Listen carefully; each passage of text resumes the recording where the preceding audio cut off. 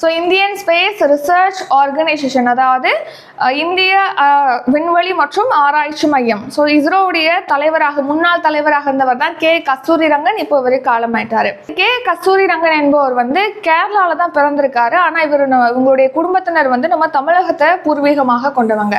So இவர் இஸ்ரோவுடைய முன்னாள் தலைவர் மட்டும் இல்லாமல் தேசிய கல்விக் கொள்கையுடைய தலைவராகவும் இவர் இருந்திருக்காரு. ஸோ இவர் எப்போ இஸ்ரோவுடைய தலைவராக இருந்தாரு அப்படின்னா 1994 2003 ஆண்டு வரைக்கும் இஸ்ரோவுடைய தலைவராக இருந்திருக்காரு.